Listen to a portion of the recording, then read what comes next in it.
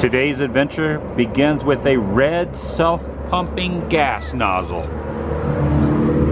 $4.95 per gallon at this very uniquely named convenience store. Welcome everyone. TheDailyWoo here as the recording of this Thursday, June 16, 2022. I probably should have not taken that step because it's really close to that ledge. Well, not a ledge, but just a little dip down into the river. I am on my way to Denver, Colorado. No real rhyme, reason, or game plan today, other than hopefully finding some roadside relics, some wacky items on my journey into Denver, and looking at some mountains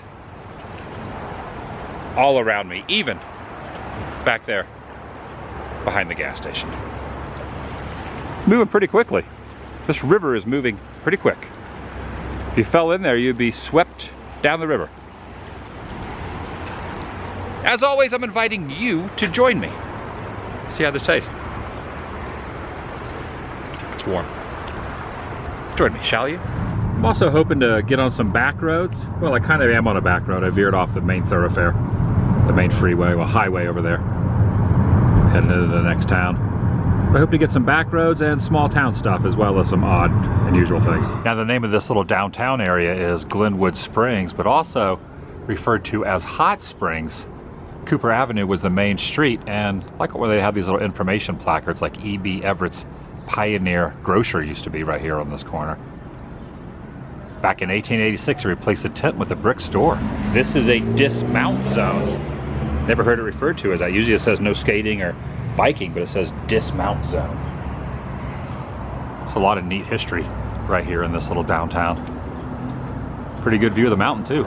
For example, of course the door is closed, the store is not open at the moment, and the door is looking in. Usually this door is kind of swung open over here.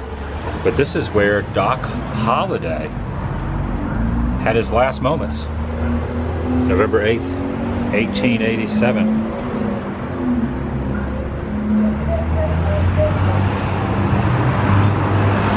It is now a retail store here in Glenwood Springs.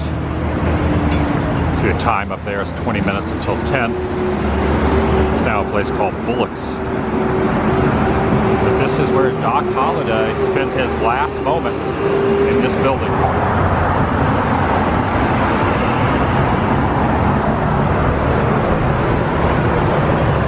Getting over to this section was a little confusing. I turned onto this road thinking I'd be able to park over here, and this ends up going to a roundabout, which got me back on the main road. So I ended up having to go up a mile or two, turn around and come back. If this was the original downtown, and I would imagine there was an older bridge that was replaced with this one, a little less confusing, but I ended up turning back around. I was patient, found my way around, and looped back over to the Doc John Holliday Tavern here. This old neon. Really love this relic.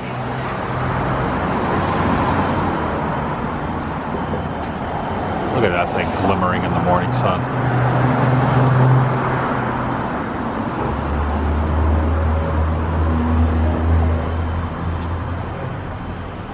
And next door is a barbershop pole.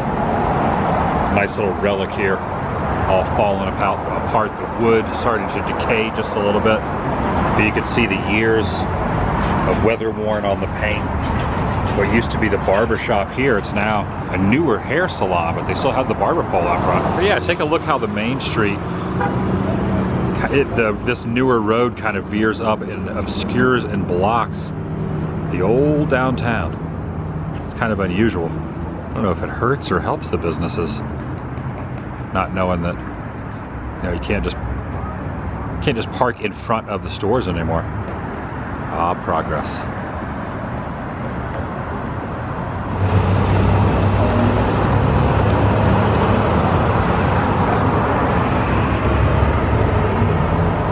And around back in this alley is a little painting mural here.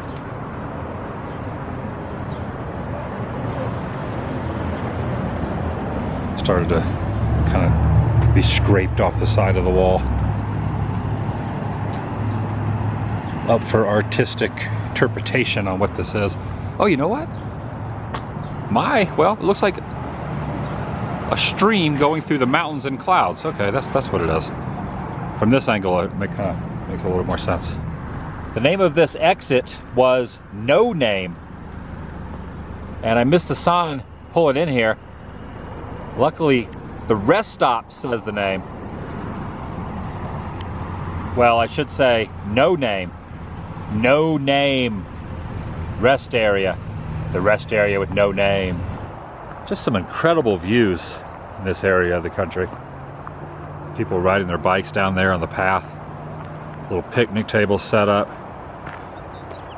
This foot path worn from many people's shoes walking over the years, heading down to the waterway.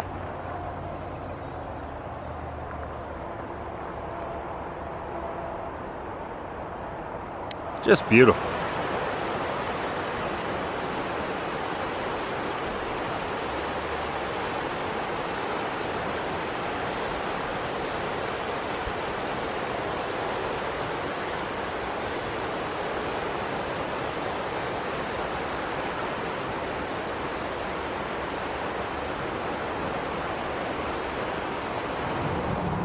Very peaceful out here. You could do a little bird watching. There's a bird right there. Okay, see you later, bird. Bird went and perched over there on the picnic table. Then also down here are a few folks on the river itself in those rafts. A whitewater rafting.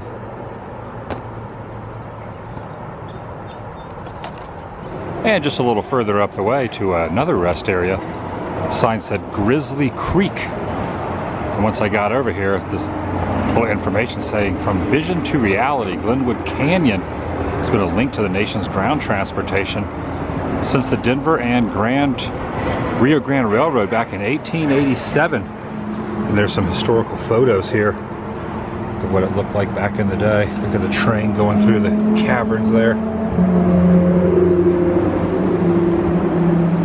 This little structure looks like something that Frank Lloyd Wright would have built. Also a bridge over here. Should be able to get a pretty good view of the waterway. So awesome. So notice how this stream veers out of the mountains up there. You got the on-ramp, off-ramp, main road going by, and then dumps into the river.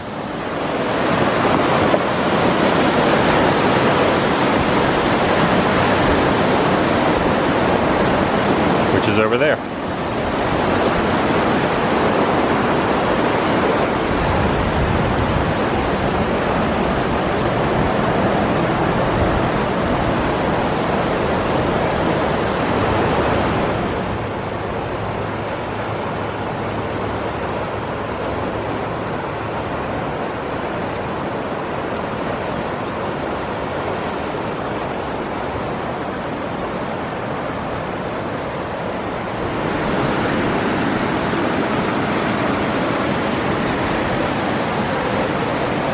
I almost lost my footing just then.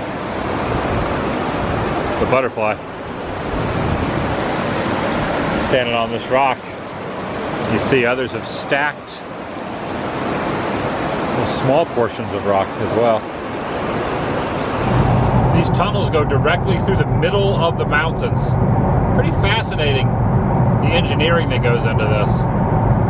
So you're kind of in the shadows and now about to go back outside into the brightness. Stopped off in the town of Gypsum now. I like this church. This is a Lutheran church. And this structure is very unique as well. It has like a little observation tower up top there and an ostrich piece of art around the side. There's the ostrich. There's the observation tower.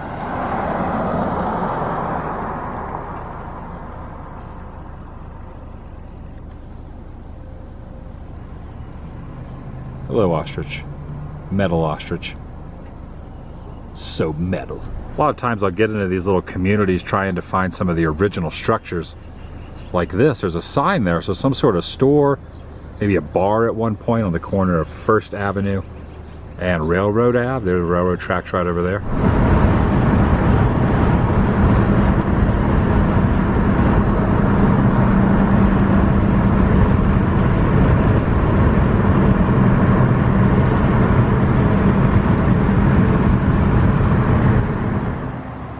This is the Eagle Information Center, Visitor Center. Eagle, Colorado is also a historical museum located in this barn as well, right here along the river also. Old train car, the Rio Grande. Ooh, can I go up in this?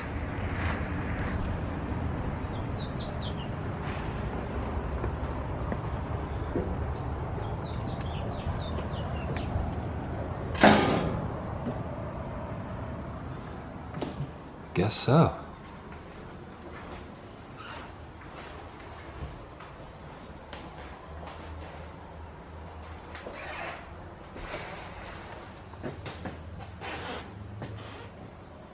A little loft up there.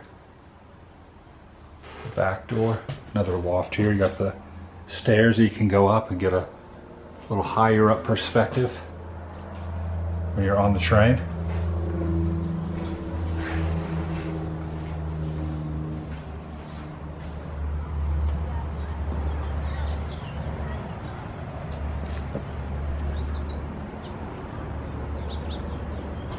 Got a mine cart over here.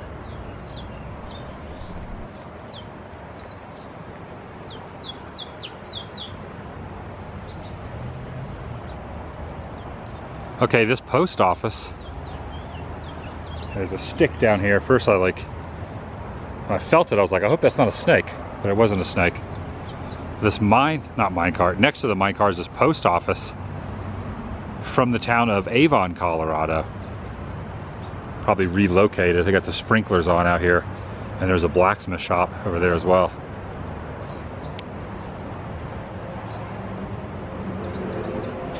Let's see what's inside. Some old theater seats here, as well as a stove and some sort of cooking mechanism,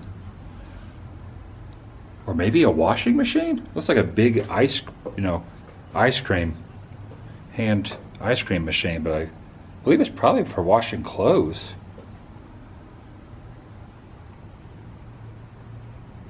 That would be my guess. You got some church pews in here as well. It'd be tough to see through these windows because of the glare, but there are some artifacts over in there as well. Got a pie down there. Some cupboards from an old homestead. An ironing board. And some items you could find back in the good old days in a general store.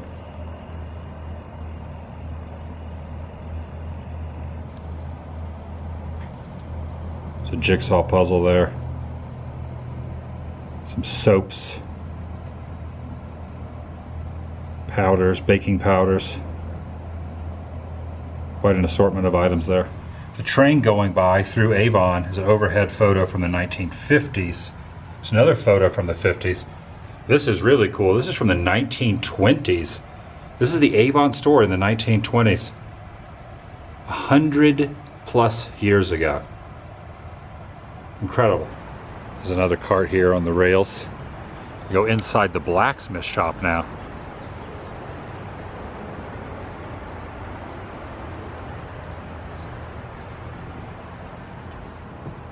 Got the chicken wire fencing here.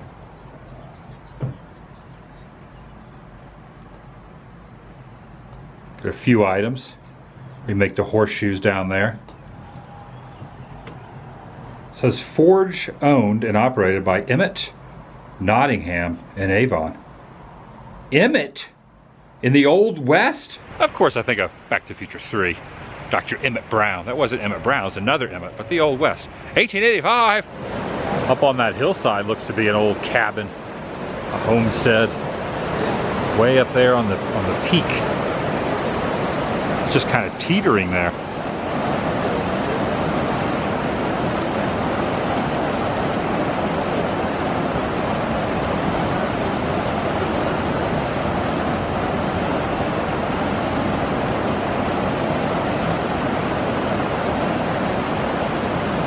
lot of rapids through here going underneath that railroad trestle. I did have to dodge those sprinklers. I was trying to go into the blacksmith shop and the post office. That's where the walkway was. The sprinklers were trying to get me. I'm gonna go inside the barn now, this free museum, free admission, it says on the side. And here's a general layout of the land. I am over here in Eagle, which shows elevation 6,600 feet, but you can see some of the other mountainous regions. Yes, even before calculators, and then now of course with smartphones that have calculators on them, there were adding machines. Very bulky adding machine, almost like a, well, I'm gonna say paperweight, but this would be a paperweight. It's a Sears and Roebuck catalog there. Got the stamps, and then have this item, which would be like a cash register. An Underwood Sunstrand. Yeah, it's kind of always interesting to think about the tools of the trade back in the day. Compared to these are saddles. They still use saddles today, but a lot of the other machinery has been updated, and you know, these are serious antiques through here. Oh, look at this. President Gerald R. Ford and Mrs. Betty Ford enjoyed winter rides in this very sleigh. That's neat. Veered off a bit onto Highway 24 now. I'm at some serious elevation. In fact, passed a couple signs that said avalanche area. Over here is a mining town that is completely closed up. All those houses that are over there on the hillside, no one lives in them. The whole thing is desolate and empty. An entire town gone. Well, the people are. Buildings still remain. How fascinating is that? And I would imagine even in recent times, you could probably traverse down there. There's this relatively new fence up here. It says private property, a Superfund site. So I don't know if I'm gonna make the pilgrimage down the hill or not. Top of the Rockies, America's byways. Scenic byways. See some snow up on that mountaintop. Now this says free entry. This is quite the conundrum. So is it free entry that has been painted here? Or do you abide by this? I'm gonna go with this one. Looks pretty fascinating though. This was the road into town. Old mining town down there. What I'll do is I'll go back over to that lookout. There's a lookout over there, and I'll just kind of zoom in from a distance instead of hiking all the way down the hill. I try to tread lightly when they say private property. You just never know, especially this is exactly my home turf. This really is quite the gorge right here.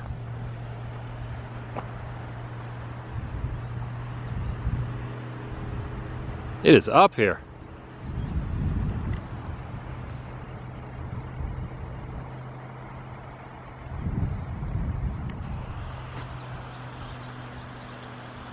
At least a dozen houses.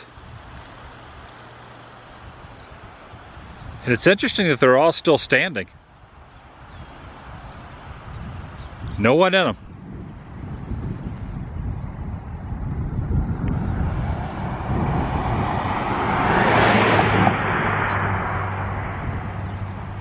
And then the factory and mill up there on the hillside.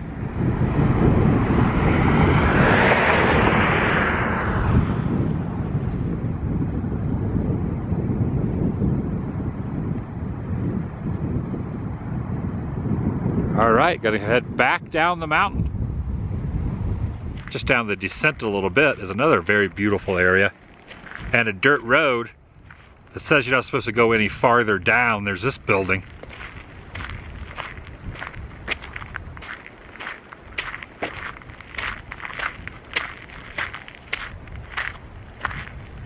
Water treatment plant down that way. It's called the Eagle Mine, WTP. The gate is open, but it says do not go past this point.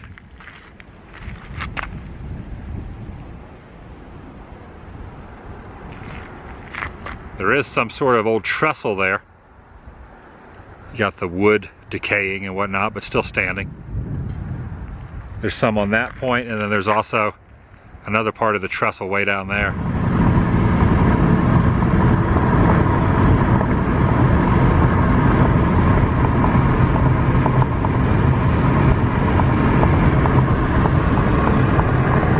Been heading pretty much straight up and starting to descent now, about an hour, well, 50 miles, 60 miles outside of Denver at the Loveland Basin. Way up here. Just saw some signs saying, how are your brakes? Because there will be 44 miles of steep grades. It was letting the truckers know to put it into low gear. I am just driving a car, so I have to go down into a low gear. But I was noticing going up the ascension, definitely my car was not struggling, but you could definitely tell that it was going almost, you know, not straight up, but at a pretty good ascension rate. And now going to be a descension. In fact, that sign right there says 5 to 6% grades the next 12 miles, but for 44 miles, all descension going down. Thankfully, it is, you know, just about summer. Well, I guess technically it is summer, not wintertime. Because if it was wintertime, half of these roads probably wouldn't even be able to be traversed with the ice and snow. Listening to the radio. Whoa, that's a sports car going by there. Listen to the radio, and they said too, because of the elevation, whatever you normally drink in water, you want to drink twice as much water. This area over here is just for a quick little stop. No long-term parking, just a quick check to either chain up in the wintertime. For the ice and the snow, you put chains on your tires. It's required in the wintertime when the snow is thick. Or also, this time of year or any time of year, check brakes. If your brakes start to lock up or heat up, pull over here and make sure your brakes are good. Silver Plume has a main street.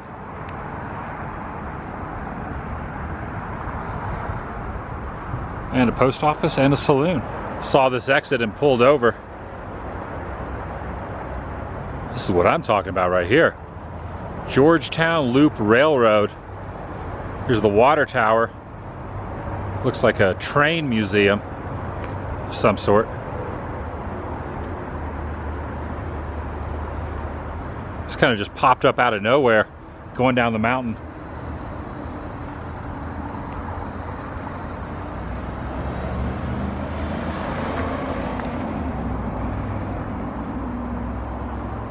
All of these vehicles are equipped with a snowplow on the front of them.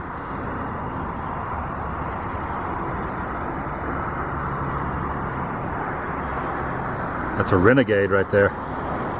If you weren't paying attention, you would miss this exit completely and not even know that this little village exists of Silver Plume. A historic hotel called the Windsor Hotel sits right up here, and very unique buildings here at the base of this ridge.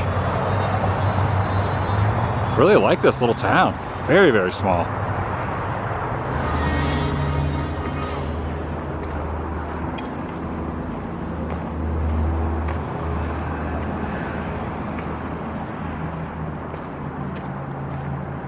Just parked at the end of the street and I'm just walking down this dirt road. Look at this quaint little village.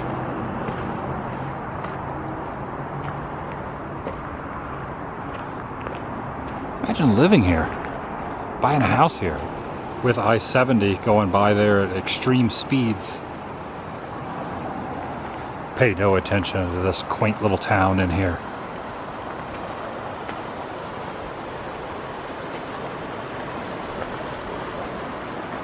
Like the fire station right here.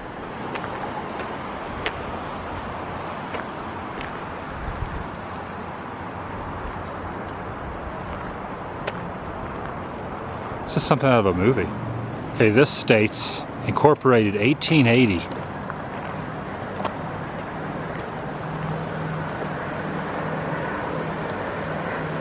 Part of the railroad tracks down here. Could there have been a bridge going over that waterway? And the tracks went that way? Probably not, because it would have went right into the side of the rock. But maybe. It just doesn't look like it was placed here as a display. This is the City Hall. Okay, this says 1886. The Silver Plume Hose Company. This building. Let's see what's down this way.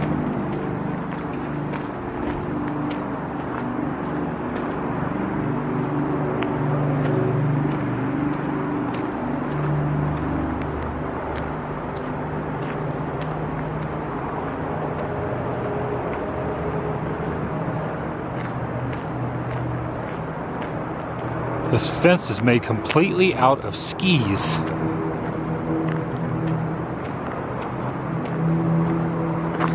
Oh, almost slipped on that rock. All made out of skis. That's different. It's a good use of skis. What happened to all the skiers that once owned those skis? It'd be neat if, well, not neat. Imagine if those were found. Well, that's actually not a good thought, but the Silver Plume Jail. Wow, it was built back in 1875. One of the chief tenants. That kind of threw me off. One of the chief tenants was Jack MacDonald, a Scottish miner, previous owner of the 730 mine. The jail closed in 1915. I'm expecting Sad-Eye to be in here. Sad-Eye, you in here, buddy? No. You're incarcerated at Knott's Berry Farm. But this reminds me of a place Sad-Eye would be. I almost got the vibes walking up here.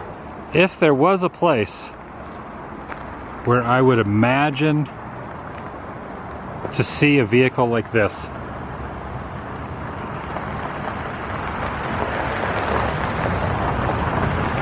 with that on the hood, I would guess this would be the place. Fits right in. And at the end of the street, the Windsor Hotel. This thing is awesome. Oh, there's dogs there. Hello, pups. Hello. All right, back in my car now, driving down these dirt roads. Here's the church building.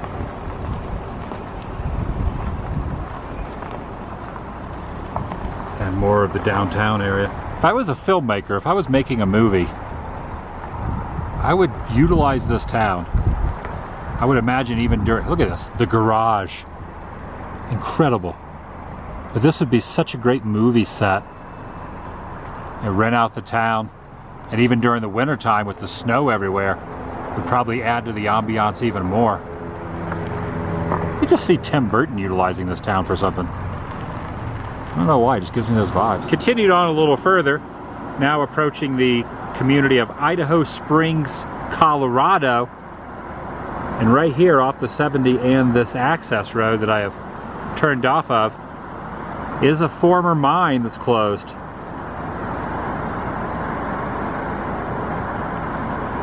Piece of wooden machinery right there. Off to the side.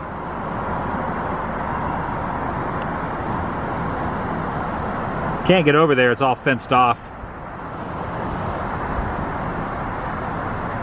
Plus you would have to scaffold over that rusted out fence and climb over the river to get to those buildings.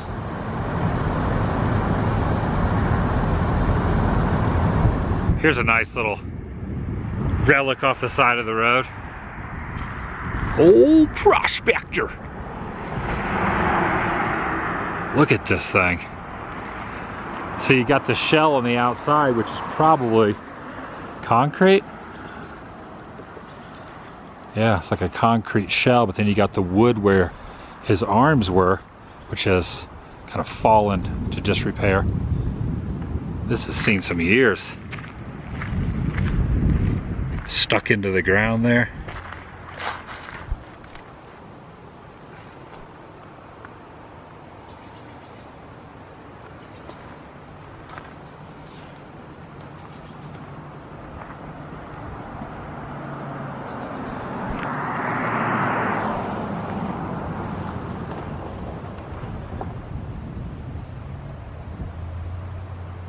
That is something. It's interesting that it was never painted, or if it was, it's painted back to the beige now. You know, could have had the blue pants on, red shirt, colored bandana there, hat, maybe a brown beard. It's just all beige, all gray. Old prospector. And I had something very interesting happen to me back there at the Silvertown. So it reminded me of something out of, like, you know, would be used in a movie and whatnot. And that hotel, there was a guy who was sitting on the stoop of the hotel, and he said, "What are you wearing a Rays cap for?" I am surprised someone way out here in Colorado would be wearing a Rays cap. So I told him, you know, go to a lot of the games the team plays across the country. Told her about a little tour I'm on that I do things for YouTube and travel around. And he told me that he was in the Rays organization for the Montgomery Biscuits, and he was just released from the Montgomery Biscuits, and now he's just kind of traveling a little bit. Still going to be in the game, but right now is not with the Rays. And I said, fun fact, I have a Montgomery Biscuits hat, and I went to a Montgomery Biscuits farm team game, and I also went to spring training down at Port Charlotte, Florida, and he was there. What a small world. What a really small world. I thought it was pretty interesting. I did not, however, catch his name, which I should have. But I figured that'd be too much just to ask, you know, for whatever reason. Even though I told him my name. Okay, I failed on that one. I should have asked his name. And that's gonna do it for today. Checking in my hotel for the evening. I have arrived in Denver. I'll see you in the next video. The vlog is over.